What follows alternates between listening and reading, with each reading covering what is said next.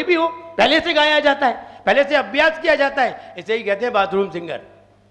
यानी पहले घर पे गाना सीखो, पहले प्रैक्टिस करो, उसके बाद मंच पे जाके बोलना। सीधे मंच पे बोलो तो फिसल जाओ।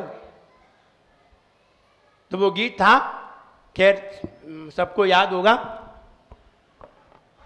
वर्तमान में वर्धमान की आवश्यकता है। हिंसा पीड़ित विश्वरा महावीर सिसकता है। हिंसा पीड़ित विश्वरा महावीर सिसकता है। वर्तमान में वर्धमान की आवश्यकता है। वर्तमान में वर्धमान की आवश्यकता है। उसने मेरे सामने गाया तो मुझे ये लगा कि पता नहीं हम गा पाएंगे कि नहीं गा पाएंगे, कैसे गाएंगे। लेकिन जब हमने बना लिया, और जब दान बिना नहीं पाता है सम्मान को, दान बिना नहीं पाता कोई ज्ञान को, दान बिना नहीं पाता है सम्मान को, दान बिना नहीं पाता कोई ज्ञान को,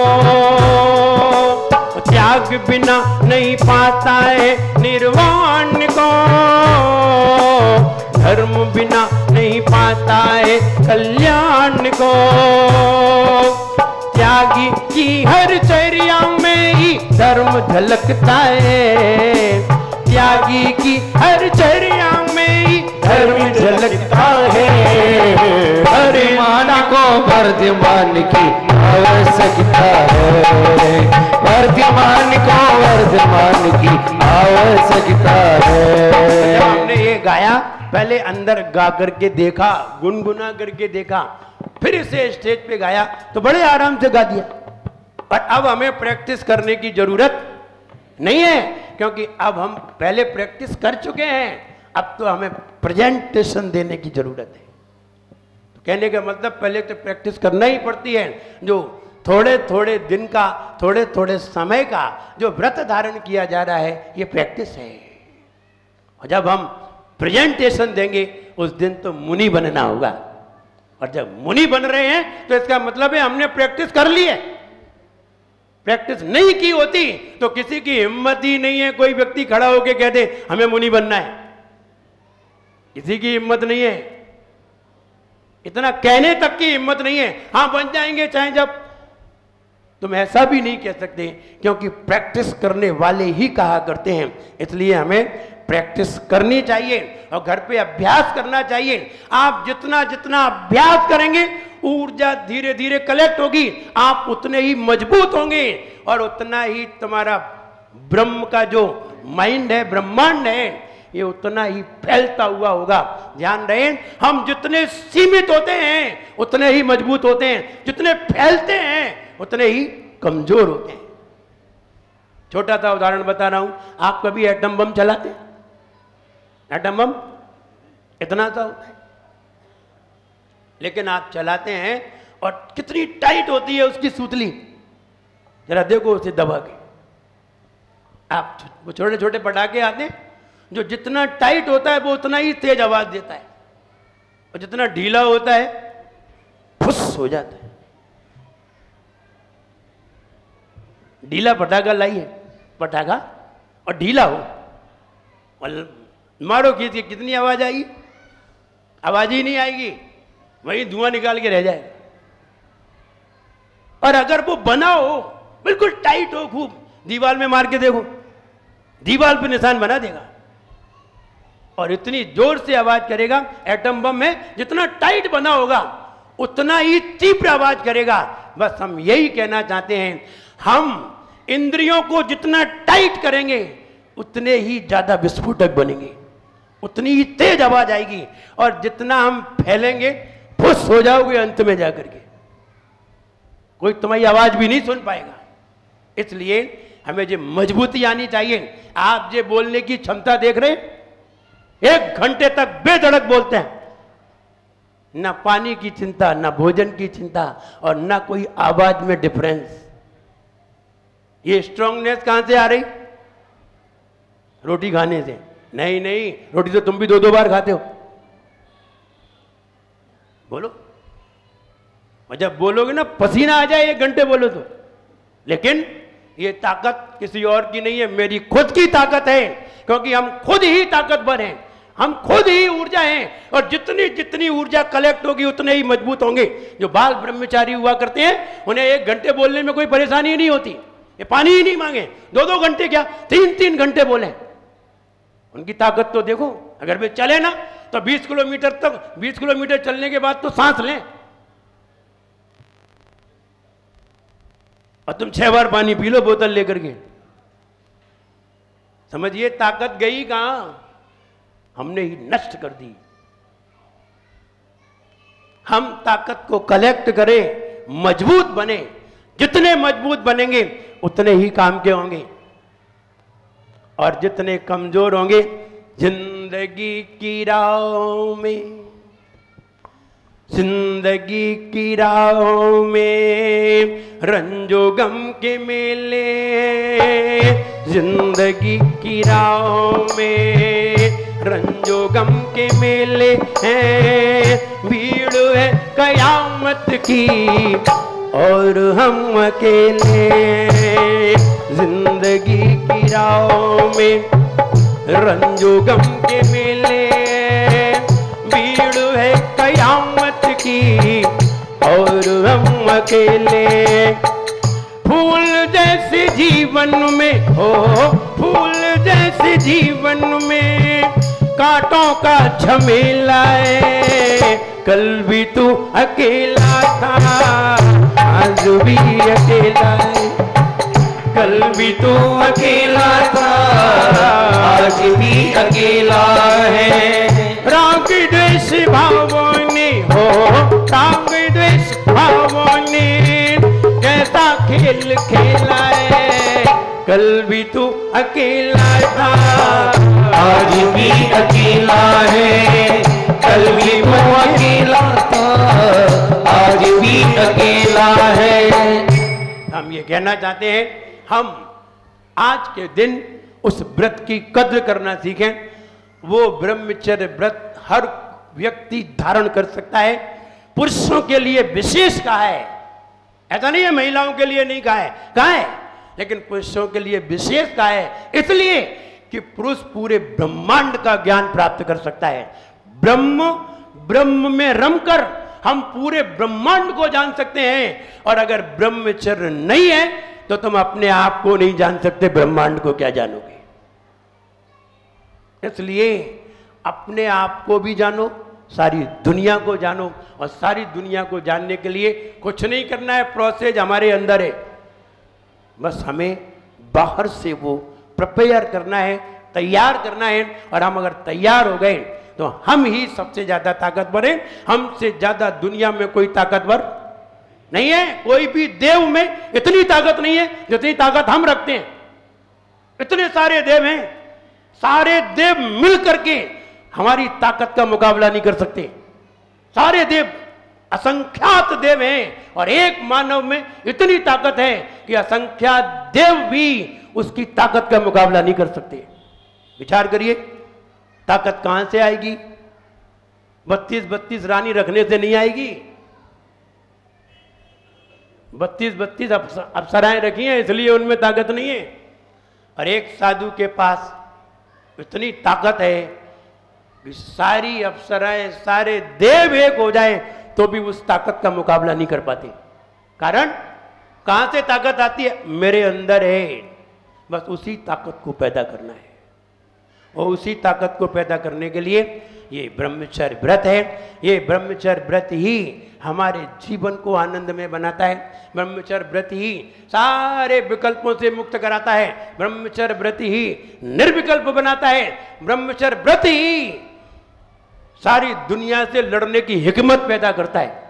और ये नहीं है तो हम जगह जगह ठोकरें खाते हैं और जगह जगह दुखी होते हैं। तो हम ये कहना चाहते हैं कि हम सभी उस ताकत को अनुभव करें, अपने जीवन में उस शक्ति को अपनाएं और शक्ति को अपना करके अपने जीवन को सफल बनाएं।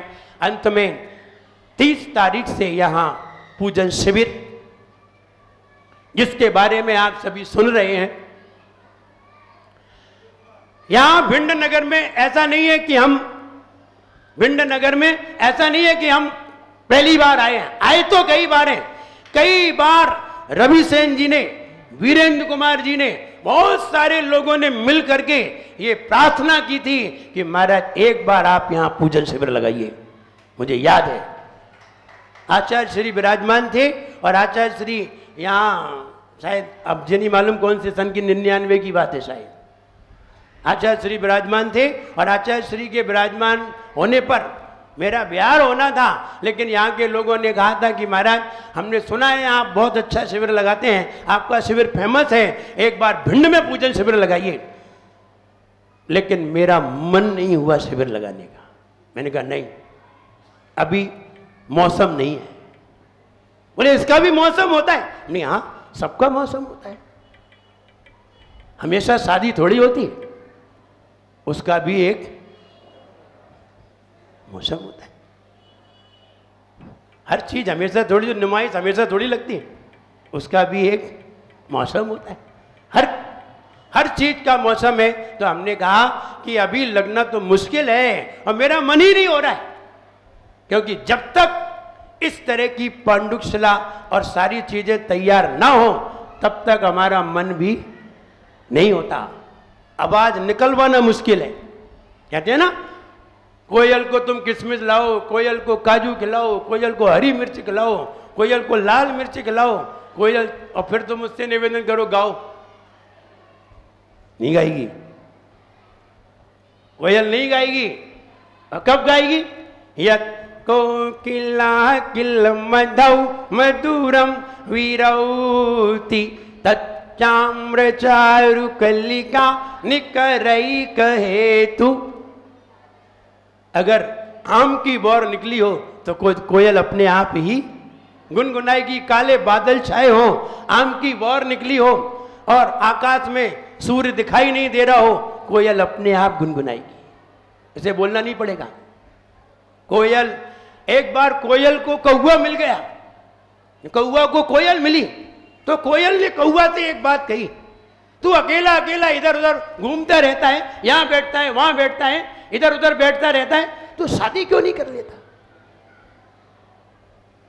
तू शादी क्यों नहीं कर लेता? देखिए कौवा ने कितना बढ़िया जवाब दिया, वो आपको सुनाना चाह रहे हैं। बोले जब शादी नहीं हुई तब इतनी काऊ काऊ है।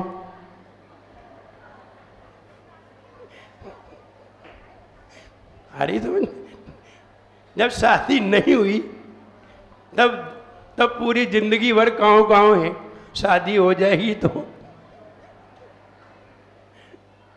कितनी होगी।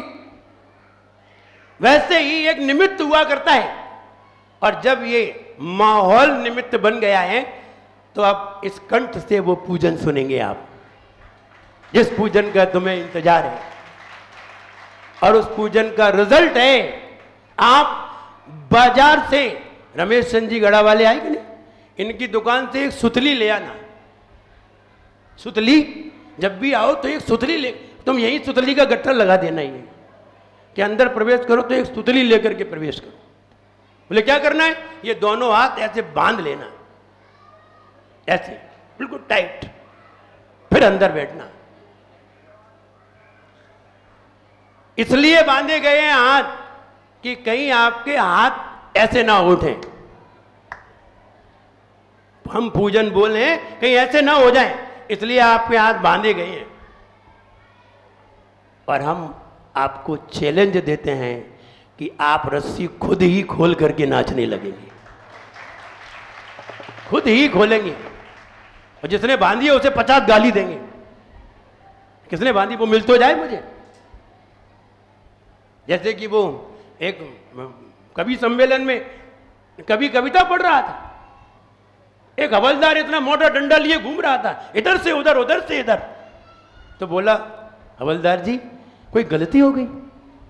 कवि बोला, बड़े गुस्से में घूम रहा था मूंछों वाला, इधर से उधर डंडा लिए, उधर से इधर जाए, इधर से उधर जाए। तो कवि बोला भाई साहब कोई गलती होगी? बोल नहीं नहीं, तुम तो कविता पढ़ो, हम तो उसे ढूंढ रहा हूं जिसने तुम्हें बुलाया है। तो तुम भी उसे ढूंढोगे जिसने बांधा है। ये कौन सा व्यक्ति ने हमें बांध दिया। और चैलेंज है कि तुम खुद ही ना खोल दो, और अगर नहीं खुली तो ध्यान रहे हाथ भले ही ना बजे, खोपड़ी तो घूम ही जाएगी, खोपड़ी तो नाच ही उठेगी, क्योंकि कुछ आवाज ही ऐसी हुआ करती हैं जिसमें व्यक्ति अपने आप नाच उठता है। तो वो आवाज आपको सुनने को मिलेगी। आप तो बस मन बना के आइए। मन बनाना है कि नहीं? I love you ready? जोर से बोलिए, जब हम इतनी जोर से बोल रहे हैं। सब लोग तैयार हैं? लेकिन ध्यान रहे, अभी तक तो आप पैंट शर्ट पहने चले आते थे, लेकिन अब तो आपको धोती दुपट्टा में आना पड़ेगा। बताइए, आ सकते हैं कि नहीं? हम आपको क्या सिखाने जा रहे हैं? आपको वो विधि सिखाने जा रहे हैं। आप ऑल इंडिया में कहीं भी चले जाएं और आप उस छोटी सी किताब को लेकर के अगर आप पूजन करेंगे तो किसी में हिम्मत नहीं है कि कोई ये कह दे कि ये गलत है। यूं कहेंगे आप बिल्कुल सही है। आप कभी जब ललितपुर जाएं, आप कभी टीकमगढ़ जाएं, आप सागर जाएं, आप झांसी जाएं, बबीना जाएं, आप इधर की साइड पे बुंदेलखंड में जाएं, और आप जब आप जाएंगे पूजन करके, पूजन शिविर में शामिल होकर के, फिर आप वहां जाएंगे और आपने कहीं वो पूजन गा दी, वो तर्ज सुना दी, तो वो व्यक्ति तुम्हें तत्काल पूछेंगे, आचार्य विनम्र सागर महाराज जी के पास से आयो।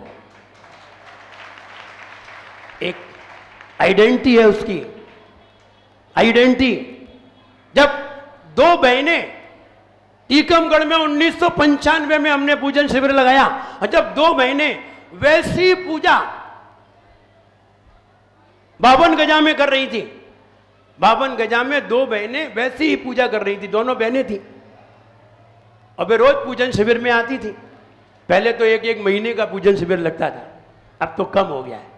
तो जब उन्होंने पूजन सीख ली और वहां 52 गजा में की, तो देखें निर्मल कुमार जी सेठी, उन्होंने हमें बताया आकर के कि महाराज एक बार वे दो बहनें पूजन कर रही थी, उनकी पूजा की आवाज सुन करके, उनकी लयबद्ध पूजन को सुन करके हम दर्शन करने आए थे। हम वहां आधा घंटा बैठे सिर्फ इनकी पूजन सुनने के लिए। फिर बाद में बोले, बेटा आप कहां से आए हो? तो बच्चियों ने कहा हम टीकमगढ़ से आए। तो उन्होंने बड़े उत्सुकतावश पूछी, आप ये बताइए आपने ऐसी पूजन करना कहां सीखी, किससे सीखी?